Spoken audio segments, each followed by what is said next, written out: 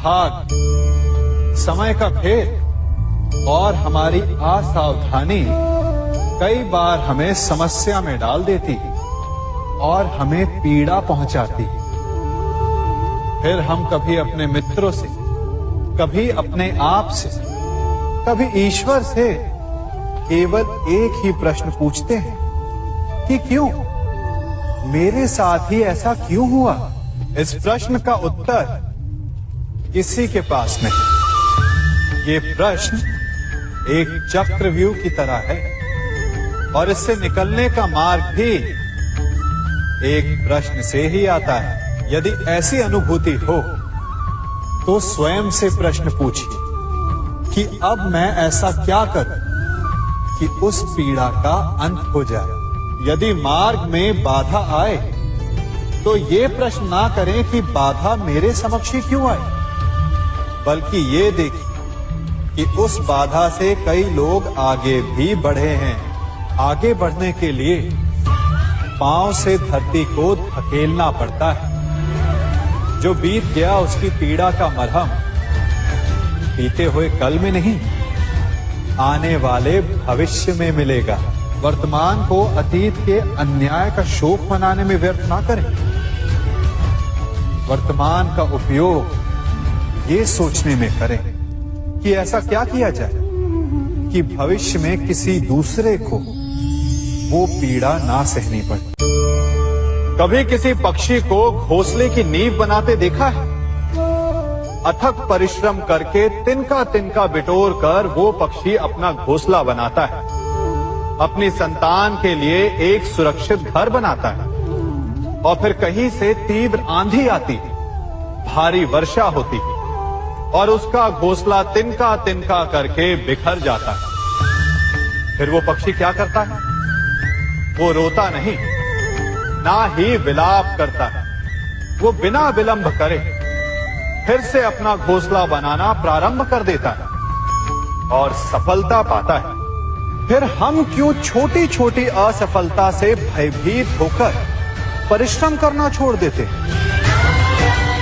एक बात सदा स्मरण रखिएगा, हर वृक्ष कुल्हाड़ी की एक मार से नीचे नहीं गिरता, हर चट्टान घन के एक प्रहार से नहीं टूटती। सफलता पाने के लिए अनावरत परिश्रम करना ही मात्र एक मार्ग है। स्वीकारण, सत्य का स्वीकारण मनुष्य के लिए बहुत ही महत्वपूर्ण है। जब तक मनुष्य सत्य को स्वीकार नहीं करता, उसे असत्य से लड़ने की शक्ति प्राप्त नहीं होती। जब आप भोजन करते हैं तो क्या होता है? आपका पेट स्वीकारता है कि वो भर चुका है और आप भोजन करना बंद कर देते हैं। जब आपको निद्रा आती है तो क्या होता है? आपका मन स्वीकारता है कि आपका शरीर थक चुका है और उसे विश्राम की आवश्यकता है। उसी प्रकार जब आपको किसी व्यसन को रोकना हो तो आपको स्वीकारना पड़ता है कि बहुत हो चुका, चाहे वो लालच हो या मदिरापान। उस व्यसन का त्यागना तभी प्रारंभ होता है जब आप ये स्वीकार कर लेते हैं कि आप उस व्यसन के बंधक हैं। हम में से ऐसा कोई नहीं जिनकी परछाई उनसे दूर रहती। हमारी परछाई सदैव हमारे साथ रहती है। कदाचित हमारी परछाई हमारे कर्मों के फलों का संकेत है। कदाचित इसी कारण कई बार हमें अपनी परछाई से भय भी लगता है, परंतु इस भय से निवारण पाने का एक साधन अवश्य है। वो है सूर्य की ओर मुख करना या किसी प्रकाश के स्रोत की ओर मुख करना, क्योंकि तब हमें हमारी परछाई दिखाई नहीं देती।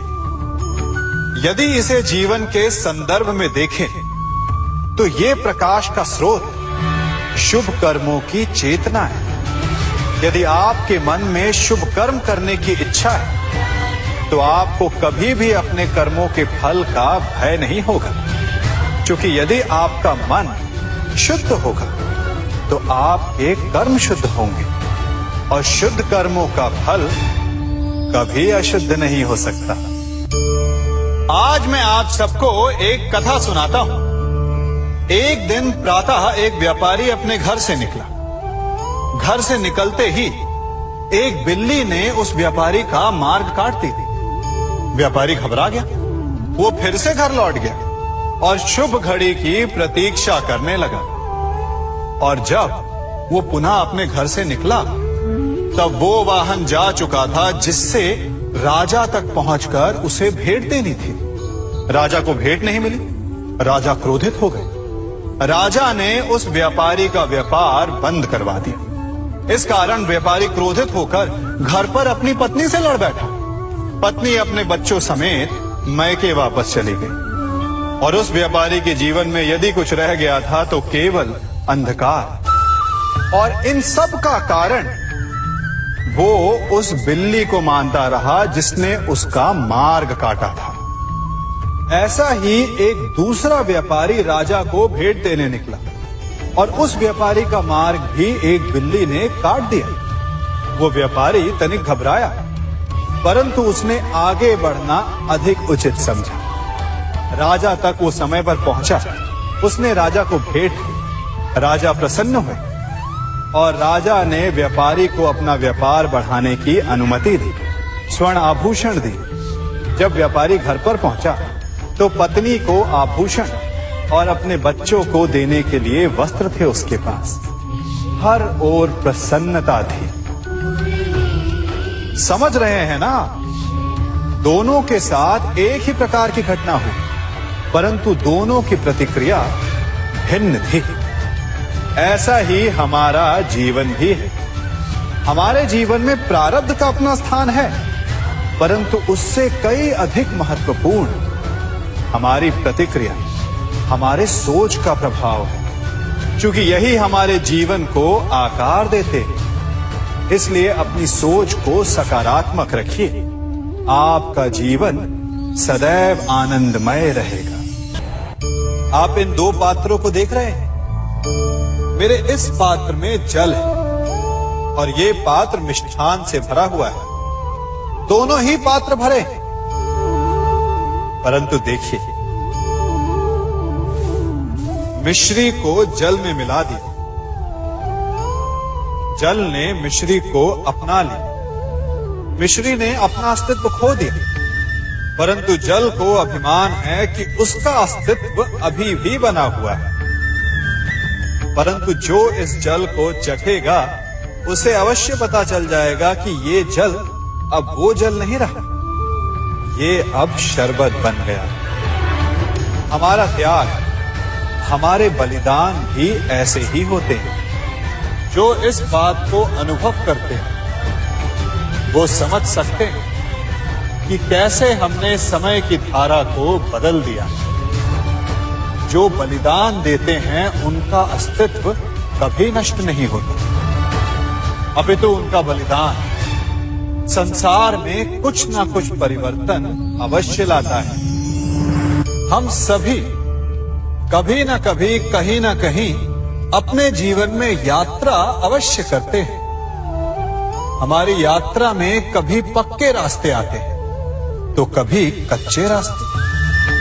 पक्के रास्ते मनुष्य बनाता है और कच्चे रास्ते जानते हैं कैसे बनते हैं?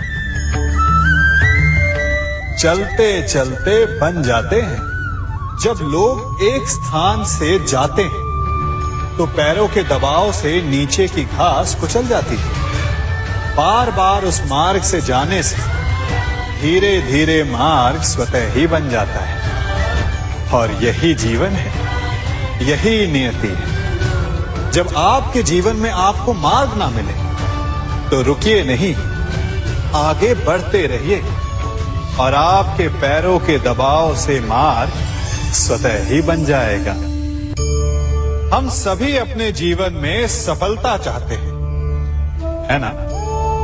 उसके लिए हम रात दिन परिश्रम करते हैं, कड़ी मेहनत करते हैं, परंतु फिर भी असफल हो जाते हैं। परंतु ऐसा क्यों होता है? कभी सोचा आप सबने? क्योंकि सफलता पाने का मंत्र बड़ा कठिन नहीं, बड़ा सरल है।